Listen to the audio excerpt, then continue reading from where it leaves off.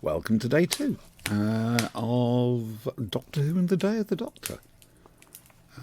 Okay, thanks for watching this. I see a few people have on YouTube. It's rather gratifying, thank you very much. But just enjoy it, basically. At some stage I might try and make an audio only version of this. Right, where are we? Where did we leave off? Oh, yes.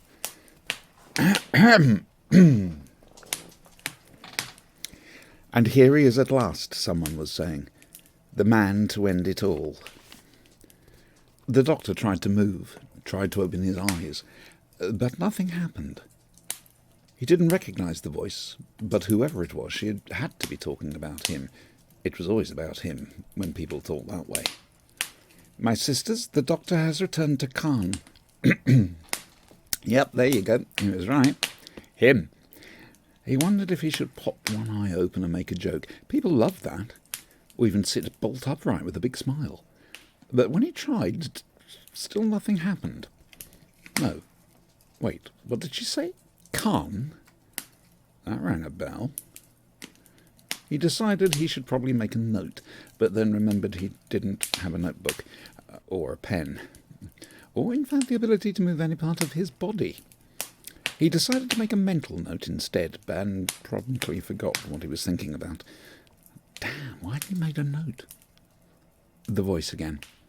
This has been foretold. We have always known in our bones one day he would return here. Ah, this was sounding very him. A long-awaited return. Probably a prophesied battle against an ancient foe rising from some sort of terrible depths, he shouldn't wonder. All in a day's work for the Doctor. He decided to leap to his feet, swish his coat about a bit and choose someone to make him tea. But the world stayed dark, and the rocks stayed cold against his back. Perhaps Cass could help him. He'd just saved her life, hadn't he? She'd probably be with him in a moment. One good turn deserved another. Now a hand was stroking his face. It was a very warm hand. Or was it that his face was very cold? Oh, that was interesting. He couldn't remember why he was so cold.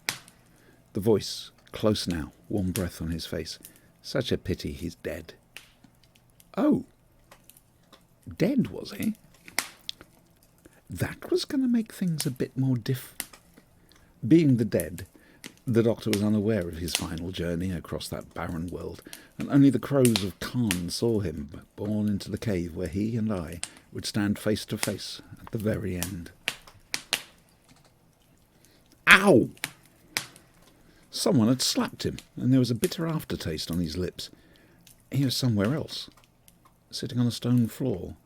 The wind was gone, so maybe he was inside, a cave going by that dripping sound. There was a movement around him, the smell of smoke and the crackle of burning torches. Now he heard a low murmur of female voices. Was one of them Cass? Of course. Cass must have dragged him to safety after he'd rescued them both from that crashing ship.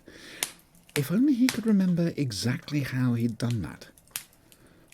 He decided to open his eyes as soon as he remembered how. Cass! Someone shouted. Good. Obviously she was here somewhere and safe. Cass! Cass!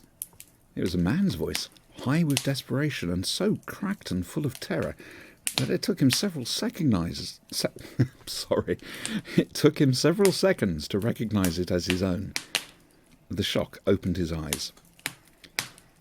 She was old and robed in scarlet. Her face was creased and weathered, but her stare glittered as she squatted in front of him like a wise old ape. In a line behind her, against the firelit rock, stood several more scarlet-robed women, younger but as pale and hollow-eyed as the upright cadaver. Each held a steaming goblet. If you refer to your companion, the woman was saying, we are still trying to recover her body from the wreckage. You were thrown clear. Oh, the wreckage. Cass was still in there. He remembered Cass's face and how she'd looked at him when she realised what he was. She wasn't my companion, he said. She's almost certainly dead. No one could survive that crash. I did. No. That awful word, so calmly delivered. He fought to let nothing show on his face. We restored you to life, the old woman continued, but it is a temporary measure. You have a little under 4 minutes. It had always been a rule of the doctor's never to panic early. If he still had 4 minutes to fill, it was time to start owning the room. 4 minutes? He protested. But that's ages. What if I get bored? I need a television, a couple of books, anyone for chess? Bring me knitting. You have so little breath left, spend it wisely. Watch me, he thought. Quick scan. 6 women in the room, including the old one. 2 exits. One was obviously the cave mouth, the other led deeper into the mountain. Wait, how did he know it was a mountain? Had he been here before? Ah, he'd heard a name earlier. She'd named this planet. And what about this cave? It did look a little familiar. OK, time to parade his local knowledge.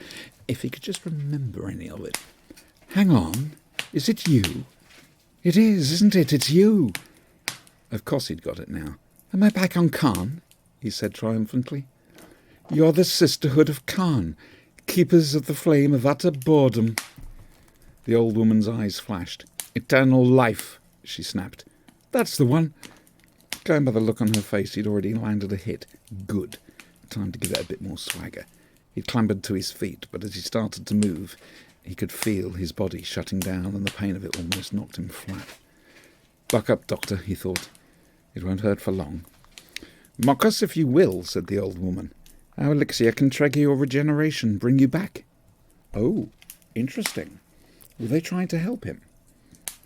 There had been stories back on Gallifrey that the Khan Sisterhood could assist a regeneration in a mortally wounded Time Lord. But why should they care about him? And anyway, did he want to go through it all again? To be torn down and rebuilt into someone else, just to see more of the universe burn? He remembered his old tutor lecturing at the academy, telling them all about the change they dreaded so much. You will walk into a storm, Barusa had said, and a stranger will walk back out. And that stranger will be you. A stranger to himself yet again. Why? What was the point anymore? The old woman was gesturing to the goblets held by the others. Time Lord science is elevated here. On Khan, the change doesn't have to be random. She moved among the sisters, pointing to one goblet, then another. Fat or thin, old or young, and that noise, I'm afraid, is my dog. She's having a whale of a time at the moment. Oh dear. Of course, I'm home all day, aren't I? Right, where are we? He almost laughed. He was standing in the sales room of his possible futures. Man or woman? She asked him, pointedly. Ginger? He wondered, but kept the thought to himself. And I've got a cat trying to climb onto my keyboard. Ohelia was looking at him, expectant now. He wondered briefly how he suddenly knew her name and realised he'd translated the tiny inscription on her left earring. Good to know some of his skill set was still online. Why would you do this for me? He asked. You have helped us in the past. Had he? A memory surfaced of being tied to a stake in the centre of this chamber, while the wood was stacked around him and torches were lit. One good burn deserves another, he decided not to say, then realised he already had. The Sisterhood of Khan were never big on gratitude. The war between the Daleks and the Time Lord threatens all reality. You are the only hope left. Oh, of course. They were afraid, but why did everyone always expect him to be a soldier? It's not my war, he said. I will have no part of it. You can't ignore it forever. Ignore it, he thought. No one in the universe could exactly ignore a war that was taking place at every moment in history at once. I help where I can. I will not fight. Because you are above such squalid practicalities as the business of warfare. Yes, he thought. Yes, he said. Because you are the good man, as you call yourself. I call myself the Doctor. It's the same thing in your mind. I'd like to think so. There was movement behind him, and her eyes flicked to a point over his shoulder. A new look came over her face. Was that cunning, he wondered, or just cruelty? In that case, Doctor, she said, attend your patient. 2 more of the Sisterhood had entered the cave, and between them they carried what looked like a sack. But then they laid her on the altar stone in the centre of the room, and for a moment he could find no words. She looked so small, Around her chest he noticed a bandolier. It was clearly too old to have been hers originally, and he wondered briefly who had given it to her. Someone she cared about, who had cared about her. The thought stung him. He used the screwdriver to scan her for life signs, but he already knew it was pointless. "You're wasting your time," a healer was saying. "She's beyond even our help." "I know!" He wanted to scream into her face. Instead, he just said, "She wanted to see the universe." Because it was true, and it made him ache. She didn't miss it much. It's very nearly over. "I could have saved her. I could have got her off that ship. She wouldn't listen." Then she was wiser than you. She understood there was no escaping the time war. "You are a part of this, Doctor, whether you like it or not." "I would rather die," he said, and meant it with both his hearts. Not a soldier, he thought. That was the promise. Never cruel, never cowardly, and never, ever a soldier. He knew what was inside him, the anger that could never be given voice. Death first. "You're dead already," said a healer. "How many more will you let join you?" He forced his eyes to Cass's face. No accusation there now, no hatred, no fear, nothing. Just another broken child. Just another one, Doctor. If she could speak, what would she say? To me, nothing. I'm a Time Lord. Everything she's despised. If she understood the man you are and the power you could yield, she would beg your help. As we beg your help now, the universe stands on the brink. Will you let it fall? There was no scorn in her voice, no cruelty, no cunning. Simple appeal. How many more, he wondered. How many more children crushed and burnt as he stood apart? He must never, ever be a soldier. He knew that. But it was like a whisper in his ear now. How many more will die, Doctor? Will you keep your soul pure and your hands clean? He felt himself gripping onto the stone table, trying to shut out the terrible, forbidden voice. What will it take, Doctor? The whisper continued. How many more will suffer and die before you act? It begged of him. A healer was moving among the goblets again. Strong or fast, she was asking. Wise or angry, what do you need now? Blood and rage thundered in the doctor's ears. To his own surprise, he noticed he was unclipping the bandolier from around Cass's still form. Was he doing it? It didn't feel like him. He was now holding the bandolier in front of his own eyes, as if for his inspection. It was cleaner than the rest of her clothes and had been repaired many times. Obviously it had been of great value to her, and she would have worn it to the end. Someone, somewhere, would have been happy to know that. "Warrior," he heard himself say. A healer was staring at him. "Warrior? I don't suppose there's anyone needs a doctor anymore. Make me a warrior now." It was his voice. But how could those be his words? It felt like someone else was talking through him. A healer was passing him a goblet. I took the liberty of preparing this one myself. It was warm in his hands, and the smell was bitter one moment and sweet the next. "Get out," he said. "All of you." He heard the shuffle of feet. The sisters were moving deeper into the shadows. "Will it hurt?" he asked. A healer's voice seemed to come to him from a great distance. "Yes," she said. "Good," he replied, and raised the goblet. He was alone now, but in that last moment chose to remember all the times he hadn't been, all the friends who'd had kept him safe. Charlie, Kerez, Lucy, Tamsin, Molly, Fitz, friends and companions I have known, I salute you.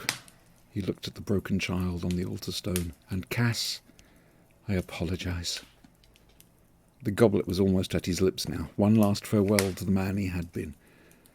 Physician, heal thyself. The doctor drank the poison and walked into the storm.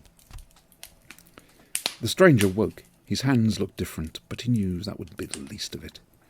As he pulled himself to his feet, every nerve and sinew jangled. Wrong, wrong, everything all wrong. No, not wrong, he reminded himself. New. Just new.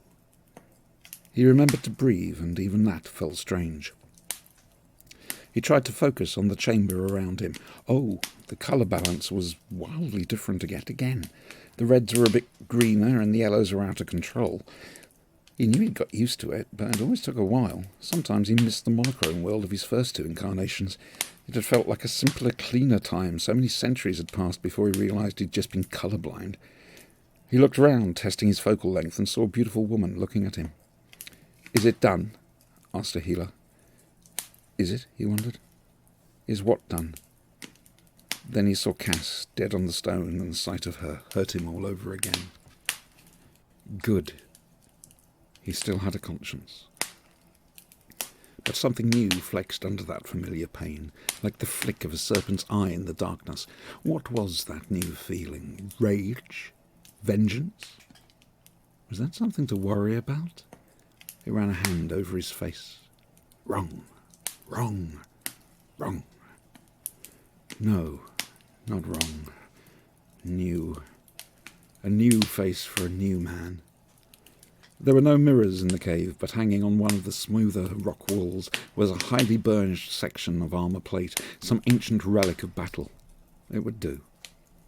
The first thing he noticed was that he was now wearing Cass's bandolier around his own chest. When did he put that on? Then he glanced up and met his own eyes. There is a moment after regeneration when the guttering soul of the old man looks out through the eyes of the new. So it was the doctor who looked into the mirror, but it was me who looked back. And there we stood, the doctor and I, one man, face to face, an end and a beginning. My height hadn't changed much, I noticed. My hair was a little shorter, though still dark. Those urgent blue eyes were gone, and in their place a stare like winter. For a moment that stare troubled me, but this was a time of war, and I had been reborn for battle. I was ready to look on a darker world. I turned my new face one way and the other. Was I younger? Older? There was something haggard and pained about me now, so it was difficult to tell. Standing before me was a man who had seen horror and no longer chose to hide it. Yes, I thought, this would do. This was right. I held my own gaze and spoke. The words came in a cold whisper, a silken rasp, voice like a shiver out loud. "Doctor, no more," I said. Feed connecting. Feed connected. Feed stable. Please hold the book straight and turn off your mobile phone. Many years later, in circumstances too scandalous to relate, I asked a healer what had been in that goblet. "Lemonade and dry ice," she admitted, as I lit her cigar. Or something like that. I was in a hurry and it needed to look dramatic. But the doctor did become a warrior. The idiot child was a warrior his entire life. The universe needed him to be a little more honest on the subject, so I provided a moment of theatre that facilitated his change of hearts. Did he ever suspect you had tricked him? He knew that darkness was always inside him. Allowing him to pretend it came from elsewhere was a mercy of sorts. From that moment on, he had quite enough to worry about, and I didn't want to add to self-loathing to any of his many burdens. You were being kind. Just practical. The doctor has been so many different people. Self-loathing could take all day. Did you know what was coming? Of course we did. The sisterhood always knows. But there was no one else. Simply no one else could do what that man could. He was so special in so many ways, the idiot child. Oh, Ohila was always such a beautiful woman, probably, and a thrilling and innovative darts player. Sorry. She's a little too inclined to lecture me on my sexual politics, but for all that, she makes a lovely cuppa. Now, most of you, as keen students of the Doctor, will also know what this was ahead of him at this point in his life. The warrior, formerly known as the Doctor, or the Doctor of War, as people insisted on calling him despite his protests, went on to wage the bloodiest campaign in the history of the known and unknown and partly known universe. It was said he felt every blow he inflicted and grieved for every life he took. But none of this pain ever stopped him or slowed him or diverted him from his purpose. He had become a warrior to end war, and he fought more fiercely in that cause than any soldier known before or since. The wrath of the Doctor of War was the last wonder witnessed by the many billions who stood against him. He took command at the slaughter of Skull Moon. He battled at the fall of Arcadia. He fought to prevent the rise of the Nightmare Child. He witnessed the 7 deaths of Davros, and he held the final charge up the slopes of the Nevervault. As the centuries passed, and he grew old, he realised it was all for nothing. So long as there were Daleks and Time Lords alive in this universe, this war would never end. And now that his own people had become as vengeful as their sworn enemies, he began to see there was only one solution. As is known, he broke into the Time Lord vaults and stole the Moment, a powerful weapon from the ancient times of Gallifrey, and used it to wipe out every last Dalek and every last Time Lord. A single moment of dreadful slaughter, and suddenly there was peace everywhere in the universe. Except, of course, in the hearts of that lone traveller who once again called himself the Doctor. He had not expected to survive, and so lived on in the firm belief that his continued existence was punishment, and that his purpose was repentance. Let it be said that repentance was sincere. He travelled the galaxies and brought peace and hope and kindness everywhere his TARDIS landed. In time, the peoples of the universe forgot the war, and no one spoke or heard a word of it anywhere, except those brave souls who looked into the eyes of the last of the Time Lords and asked him what was wrong. Now, this much you will know, but there is so much more. We come now to the second of the Doctor papers, which can only be described as Chapter 11. Yes, I know, but as I have explained, there is no correct sequence in which to tell this story. Timey-wimey, as an idiot once wrote. Before we begin, I wonder how many of you realise that the last document was written by the Doctor himself, even before that fact was made evident. Show of hands, please. No, go ahead, put your hands up. Doesn't matter where you are, I can see you. Oh dear, what a lot of books suddenly got snapped shut. Look, it's hardly your fault if that's where you chose to sit and read. By the way, all of you reading this at work, you should be ashamed of yourselves. Yes, you, and you. Holding onto the desk doesn't fool anyone, you know. And for heaven's sakes, put it down, Chris. You've got far too much to do. Right then, counting now. Oh, lots of you figured it out. Well done. Many people don't get that. It's an interesting peculiarity of the Doctor's prose style that he almost always refers to himself in the third person. He rarely says I. He tends to use he. It's almost never me. It's the Doctor. There are many theories about this. My personal favourite is that the Doctor, the title he chose rather than the name he was born with, is more of an idea in his head than a statement of his identity. The Doctor is the man he aspires to be, not the man he believes he is. What, then, are we to make of his occasional lapses? Because there are many times, some purposeful, some seemingly accidental, when the Doctor becomes me. Are these moments perhaps of personal weakness or even fear, when he has failed to live up to the standards he long ago set himself? Also, you will notice, he is happy to invent interior monologues for other people, which betray the arrogance so characteristic of him. In fairness, he is blessed with exceptional levels of empathy and even low-level telepathy, so we should not assume they're entirely fictional. With all that in mind, I invite you now to identify the author of this next document, The Flight of the Doctor. Authorship will remain our subject throughout this volume. Please don't assume it'll always be a simple matter. Pay close attention. We shall be rejoining the Doctor many centuries after the end of the Time War, when the memory of it has started to fade even for him. At this phase of his life, he is a happy man, a hero to many, and one who has all but forgotten his dangerous past. He would perhaps have been wise to remember that for a time traveller, the past is never truly over. And that's where we're going to leave it for tonight, folks.